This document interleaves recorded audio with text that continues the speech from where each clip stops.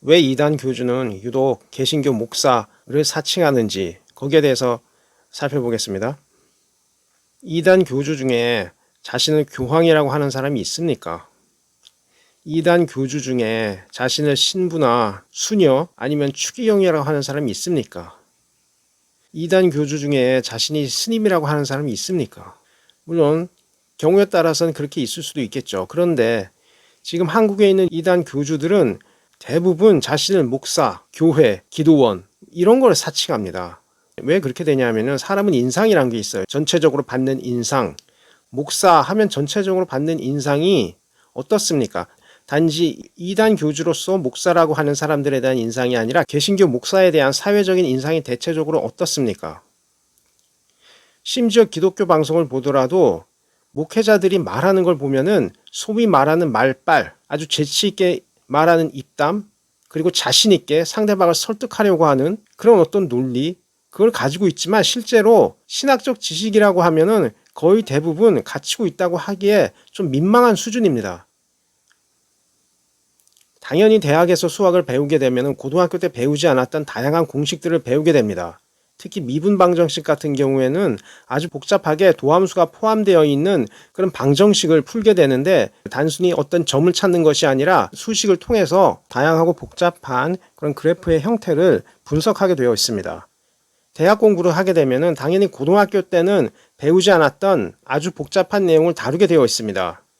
신학교라고 생각하면은 당연히 성서 히브리어와 헬라어를 제일 첫 번째로 꼽겠죠. 그것을 알고 있어야 되는 사람, 단지 한글이나 영어로 읽을 수 있을 정도의 실력이 아니라 성서 히브리어와 성서 헬라어를 읽을 수 있을 정도의 실력을 갖추고 있고 성서를 이해하는 것에 있어서도 단지 한 구절만 외우는 것이 아니라 예수님께서 하셨던 모든 말씀을 다 외우고 있을 정도로 그래서 어떤 사람이 어떤 말을 한다 할지라도 대답할 수 있을 정도의 그런 능력을 가지고 있어야 됩니다. 예수님을 전해야지 단지 교리가 이러하다는 것만 알고 있으면 만사 해결이라는 식으로 상대방을 일방적으로 설득을 해서 소위 말하는 내 말만 들으라는 식으로 계속적으로 말해서는 안 됩니다. 상대방이 어디에 의심을 가지고 있는지 이해할 수 있고 또 거기에 대해서 답할 수 있고 최대한 그 사람들이 의심을 벗을 수 있도록 답변을 주는 것, 그것이 중요한 것입니다. 그러나 그런 것은 없이 앉혀놓고 내가 하는 말 들어 라는 식으로 가르치듯이 자기 논리만 계속 전하게 되면 오히려 내면의 반발을 일으킵니다. 게다가 보통 개신교 목사 같은 경우에는 자신의 욕구를 억제하지 않습니다. 성욕, 재물에 대한 욕심, 사업 투자에 관련된 부분에 대해서 그리고 부동산 투자에 관련된 부분에 대해서 절대로 본인이 그러한 욕심에 대해서 억제를 해야 된다는 그런 인식이 없습니다. 자신이 하고자 하는 것 모든 것들을 누리는 것을 성령이라고 하기 때문에 이 사람들은 보통 자신의 욕구나 욕망을 억제해야 된다는 것과 다른 방식으로 생활합니다. 목사들 보면서 히브리어로 메시아를 쓰는 목사를 제 눈으로 목격한 적이 단 한 번도 없습니다. 어디서 숨어서 자기는 열심히 공부하는지 모르겠지만 제 눈으로 본 적은 단 한 번도 없습니다. 마치 예전에 한자나 한글 다른 사람은 모르게 하고 자기만 아는 지식인 것처럼 그래서 계속 소유해서 상대방을 통제할 수 있는 너 모르잖아 난 알아 하는 식으로 통제하는 그 정도의 지식을 가지고 상대방을 깔보고 얕잡아보고 난 이 정도 아는데 너는 그것도 모르면서 가만히 앉아서 듣기나 해. 이런 식으로 가르치려고 하는 게 그게 문제라고 생각합니다. 왜냐하면 저는 중학교 때 성경을 다 읽었을 뿐만 아니라 제가 성경에 관련된 부분에 대해서 깊이 있게 생각하기 위해서 주석 성경을 구입해서 읽어보기도 했습니다. 그래서 되도록이면은 전문성에 있어서 많이 알고 있는 사람들이 어떤 방식으로 해석했는지 거기에 대해서 그리고 객관적인 학자적 입장에서 어떻게 해석했는지 그걸 확인하려고 했습니다. 그렇지만 제 개인적으로 목회자들을 만나면 적어도 그 수준이 중고등학생이 성경책 읽고 단순 논리로 이러이러하다라는 식으로만 말하는 그 정도의 실력만 가지고 있지 전혀 전문가라고 할 수가 없다고 지금 생각이 들었습니다. 성서 히브리어 헬라어 몰라도 되고 안 가르쳐도 되고 메시아가 어떤 뜻인지 유대인들이 어떻게 해석했고 시편에 어떻게 기록되어 있고 예수님께서 어떻게 해석하셨는지 그것 전혀 안 가르칩니다. 그러다 보니까 이단 교주 입장에서는 목사 따라하기가 더 쉬운 겁니다. 그들의 말과 행태가 유사한 이유에는 목회자들이라는 그 부류의 사람들이 무식한 이단 교주가 따라하기에 정말 쉬운 상대다 그런 인상을 주었다고 밖에 볼 수 없습니다. 그것은 목회자들의 책임입니다. 당연히 대학을 나왔으면은 성서를 해석하는 것에 있어서 정말로 성숙한 자세로, 정말 진지한 자세로 임해야 하는데, 장난하듯이 그저 여신도 앞에 세워놓고 칠판에다 써가면서 농담하면서 때로는 말빨과 입담으로 자신의 논리를 관철하려 드니까, 이제 그런 방식으로 자신의 입담으로 계속 설교를 하니까 이단 교주도 그렇게 따라하는 것입니다. 교황 따라하기 힘듭니다. 신부, 수녀, 스님 따라하기 힘듭니다. 하지만 목사는 따라하기가 쉽습니다. 그냥 양복 입고 돌아다니면서 자기가 어떤 특정 가르침이나 지혜가 있는 것처럼 계속 떠버리면은 사람들이 듣고 아 그렇구나 하고 대단해 보인다 그러면 따라가는 거예요. 그게 왜 문제가 되냐 하면은 여러분 아마 느끼셨을 겁니다. 요한복음을 읽게 되면은 자칫하면 예수님께서 약간 좀 교만한 사람처럼 보이는 경우가 있습니다. 예수님께서 자아정체성에 대해서 대명사를 쓰면서 나 때로는 그 하면서 계속해서 반복해서 말씀하시는 부분이 있는데, 자칫하면 대명사를 썼다고 해서 그것이 우리 입장에서 교만한 사람처럼 보인다, 어법이 맞지 않다, 이런 식으로 판단할 수가 있거든요. 우리나라 어법에서는 그런 대명사를 쓰는 거를 아주 안 좋게 보기 때문에 때로는 교만한 사람처럼 보이기 때문에 자꾸 대명사 쓰지 말라고 합니다. 그렇지만 한 가지 언어적 특성이 있는데, 성서 히브리어의 경우는 모든 동사에 이미 인칭이 들어가 있는 언어이기 때문에 우리나라의 심리가 담긴 그런 어법으로 판단해서는 안 됩니다. 실제로 예수님께서 교만하신 것이 아니라 성서 히브리어 아람어 입장에서는 지극히 당연한 말씀을 하신 것입니다. 그 사람들 어법에 맞는 내용이 들어가 있는 것입니다. 그렇기 때문에 그녀, 당신 뭐 이런 식으로 헬라어로 번역하는 과정에서 헬라어 역시 대명사를 자주 쓰고 영어도 대명사를 쓰는 그런 언어이기 때문에 성서 히브리어나 성서 헬라어 그리고 영어로 번역하는 과정에서 대명사 사용이 많이 남아있는 것은 우리나라 어법 기준으로 판단할 수 없는 것입니다. 오히려 예수님께서는 자기를 믿는 사람에게는 나이다 이런 식으로 말씀하시지만 자기를 믿지 않을 것이거나 시험하려 온 사람이다 라고 생각이 되면은 남성 3인칭 단수를 쓰셔서 마치 3자인 것처럼 말씀하시다가 또 나라는 식으로 말씀하셔가지고 자신에 대해서 말씀하시지만 겸손하게 또한 사람들에게 거부감이 들지 않도록 완곡하게 대명사를 사용하셨구나, 그 의도를 알 수 있는데, 그 의도를 알지 못한 상태에서 보게 되면 예수님께서 자칫하면 이기적이거나 교만한 사람처럼 보일 수 있는데, 그 언어적 특성을 이해하게 되면은 예수님께서 하셨던 말씀이 그런 것이 아니었구나, 자신의 정체성에 관련된 부분에 있어서 말씀하시려는 것이지 우리나라 어법으로 판단해서는 안 되는구나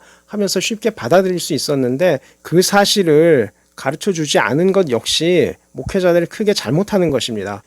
언어적 특성까지 다 고려해서 그 성도들이 읽을 때 오해하지 않도록 하는 그런 노력이라도 했었어야 합니다. 그런 노력을 전혀 하지 않았다는 얘기는 도대체 언어와 관련된 부분에 있어서 그 특징적인 면을 정말 알고 있는지 전혀 모르는지 아니면 그런 생각을 아예 하지 않는지 도저히 이해할 수 없습니다. 목회자들이 정말로 예수님을 사랑하고 전문적 지식을 갖추고 있는 신학대학원을 졸업했다고 하면은 언어적 특성에 관련된 부분에 있어서, 그리고 유대인들이 어떻게 메시아를 불렀고, 그리고 예수님께서는 어떻게 해석하셨고, 왜 제자들이 예수님을 메시아라고 믿으면서 예수님의 메시아 해석을 믿지 않았나, 그러나 예수님께서 부활하신 후에 그들이 믿고 전하기 시작했던 문서가 또 남아 있습니다. 이러한 특징은 다른 신화에 나타나지 않는 것입니다. 그렇기 때문에 실제 목격자가 있었다는 확실한 증거입니다. 왜냐하면은 그 당시 유대의 메시아의 관점의 해석, 그리고 예수님 관점의 해석을 제자들이 알고 이해해 주기를 바랐던, 그런 예수님을 실제로 만났던 그런 목격자가 기록한 글이라는 그런 증거가 되기 때문에 이러한 해석이 상당히 중요한데, 그 부분에 대해서 전혀 말하지 않고 일방적으로 교리적인 부분, 예수님께서 하나님의 아들이시고 십자가에 죽으시고 부활하셨다, 이것만 단답형으로 전하게 되면은 믿지 않는 사람들 입장에서는 이것이 현대 이단 교주와 무엇이 다른가, 거기에 대해서 분별력을 가질 수가 없게 됩니다. 그리고 이단 교주 역시 그렇게 얕은 수준의 해석만 전하는 그런 목회자를 따라서 나야 나 하는 식으로 계속적으로 성경에 있는 하나님과 메시아가 나다라는 식으로 하다 보니까 성도들도 혼란을 느끼는 것입니다. 교리에 있어서 객관적인 확신을 주는 것이 아니라 교리를 믿으라고 함과 동시에 곧바로 음악을 틀어서 감정을 느끼게 하고, 그리고 나서 예수 그리스도 하나님의 보내신 자 목사님을 믿어야 된다. 이런 식으로 말하다 보니까 그 과정이 이단 교주가 자신을 신격화하고 자기를 믿으라고 하는 과정하고 똑같기 때문에 그런 느낌을 가졌던 사람이 나중에 이단에 빠지는 겁니다. 지금 개신교 목사가 예수님에 대해서 올바로 설교하지 않기 때문에 목사라는 그 직책마저 지금 더럽혀지고 있고, 그리고 예수님에 관련된 믿음에 있어서 신뢰성을 잃어갈 뿐만 아니라 그 모든 비판이 지금 예수님께 가고 있어요. 지금 일반인들 입장에서는 예수님께서 다른 어떤 현대 이단 교주와 뭐가 다르냐는 식으로 반감을 갖고 있습니다. 그거를 이해하는 것이 중요합니다. 그렇지 않다는 거를 문서 안에서 찾아서 설명해 주어야 하는데, 그 설명해 주어야 할 목사들이 성경을 읽지도 않고 그냥 대강대강 이 단어 저 단어 엮어가지고 11조를 해라, 안식일에 와라, 모든 재산을 바쳐라, 이런 말만 하고 있으니까 이단 교주도 그렇게 말하는 것입니다.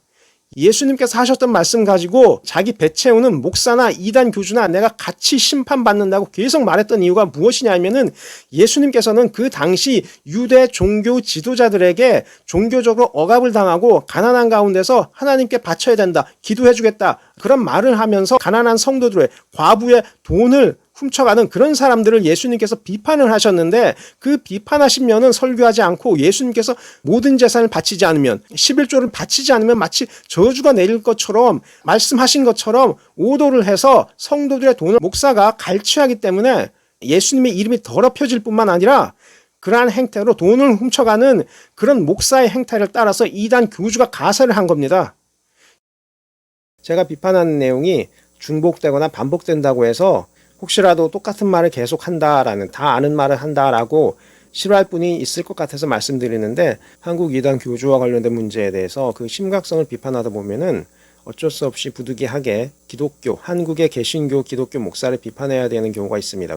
부득이하게 여러 겹치는 부분이 있고 하지만 사회 문제를 비판함에 있어서, 가령 우리가 뉴스를 봤을 때 모든 범죄가 똑같습니다. 어떤 뉴스를 보아도 사람들이 저지른 범죄에는 똑같은 그런 패턴이 있습니다. 사람만 다를 뿐이지 사기나 살인이나 간음이나 모든 형태가 똑같이 나타납니다. 종교 사기도 마찬가지입니다. 하지만 우리는 뉴스를 보면서 그 문제를 항상 곱씹으면서 그런 일이 일어나지 않아야 된다고 계속 관심을 기울입니다. 이 종교 사기 문제도 마찬가지입니다.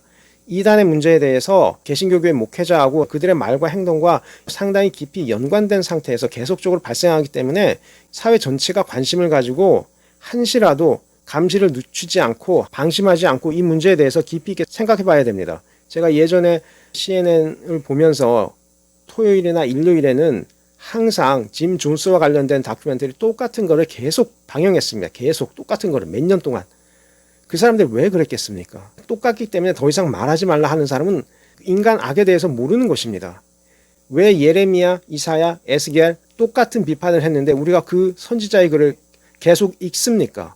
그것이 유대 사회에만 있었던 것이 아니라 유럽에서도 있었고 또 우리나라에서도 지금 반복되고 있는 것입니다. 그 문제에 대해서 우리가 계속적으로 경계하고 또 비판하고 변해야 한다는 인식을 가지고 있어야 하기 때문에 하는 것입니다. 그래서 유사한 형태의 반복된 비판이 있다 하더라도 서로 다른 관점에서 바라보면서 비판을 하는 것이기 때문에 불편해 하시거나 그러지 말고, 여러분들도 이 문제에 대해서 여러분들이 먼저 관심을 가져야 됩니다. 목회자가 어떤 식으로 설교하고 무엇을 요구하는가, 이 문제에 대해서 난 그냥 교회 안 나가기만 하면 된다, 다른 교회 다니면 되지, 이런 식으로 하시면 안 됩니다. 어떻게 해서든지 간에 이 문제에 대해서 반드시 지적하고 변화하도록 하는 그런 사회 변화를 이끌어야 합니다. 이거는 기독교뿐만 아니라 다른 종교에서 이런 방식으로 사람들을 농락하고 재물을 훔치고 사기하는 이런 행태가 반복되면은 종교가 다르다 할지라도 그 행위에 대해서는 비판을 해야 됩니다. 서로 종교 교리는 다르다 할지라도 인간에 대한 공의에 대한 입장은 같아야 됩니다. 왜 개신교 교회 목회자들이 개신교 교회에서 다른 종교보다 사기가 많이 발생하냐 하면은 경전에 예물을 내라고 하신 하나님의 음성이 있고 예수님께서는 모든 재산을 다 버리지 않으면 이런 말씀 하신 경우가 있거든요. 그런데 그거는 모세의 율법 시대에는 이제 땅을 차지하고 그 땅을 차지한 다음에 농산물을 가지고 예배를 드려라 하는 그런 목적에서 기록된 것이고, 예수님께서는 그런 목적이 아니라 당시 로마의 통치 아래 있는 유대 사회에서 가난한 사람들의 재산을 약탈하고 중노동을 시키는 그런 상황에 있다 보니까 예수님께서 강한 집권자들, 소위 말하는 돈이 있고 힘이 있는 사람들, 그런 사람들을 향해서 모든 것을 버리라고 하신 것이고, 예수님은 분명히 가난한 과부, 그들이 종교 사기의 피해자가 되는 것을 막으려 하시다가 십자가에 돌아가신 겁니다. 그런데 예수님께서 하셨던 말씀 가운데 부자 그리고 권력자들의 재물 욕심을 비판하는 가운데 하셨던 그 말씀을 일부 떼어내서 성도들에게 모든 재산을 교회에 헌금해라 라는 식으로 왜곡해서 가르친 것입니다. 그러다 보니까 마치 개신교인이라면 모든 재산을 다 교회에 바치고 아무런 재산 없이 살아야 되는 그런 것인 것처럼 잘못 생각하게 된 것입니다. 예수님께서 하셨던 말씀은 율법이 아닙니다. 비판이었습니다. 그리고 그 대상도 권위 있고 돈이 있는 권력을 차지하고 있는 남성 위주의 사회를 비판하신 것입니다. 그렇기 때문에 그것을 마치 모세의 율법인 양 해석해서 모든 재산을 다 버리라는 그런 뜻이 아닙니다. 일을 해서 차곡차곡 모은 사람은 절대로 그 재물을 소유하고 있는 것이 죄가 아닌데, 목회자들은 어떻게 해서든지 간에 최대한의 돈을 빼내야 되니까 그런 생각에 몰두하다 보니까 돈으로 예물을 달라는 얘기가 가장 많은 것입니다. 그런 종교가 되어버렸어요. 그건 예수님의 뜻이 아니었어요. 말라기서의 11조는 돈이 아니라 창고에 드릴 양식이었습니다. 그런데 그 창고에 드릴 양식이라고 하면은 정말 음식을 가져오면은 골치 아파지니까 돈으로 가져오라고 한 겁니다. 그리고 예수님께서 마태복음 23장에서 11조에 대해서 얘기하셨던 거는 예수님께서 개신교인 11조를 하라는 얘기를 한 게 아니라 유대인들을 비판하는 가운데 11조 한다면서 너희들이 이런 악을 행하느냐라고 했을 때 말 잘못하면 저 사람 11조 하는 거 비판했네 이런 식으로 하니까 그것도 하면서 공의도 행해라 이런 식으로 말씀하신 거를 받아가지고 마치 말라기서의 11조를 계속하라는 말을 하신 것처럼 왜곡해서 설교를 하는 겁니다. 그러다 보니까 첫 월급, 성경에 있지도 않은 첫 월급, 레위기에는 첫 열매가 볕단 하나에 광주리에 담을 과일이 전부입니다. 성경 어디에도 농사가 시작된 이후로부터 한 달 동안, 초기 한 달 동안 수확한 거 다 가져오라는 그런 사악한 율법이 없습니다.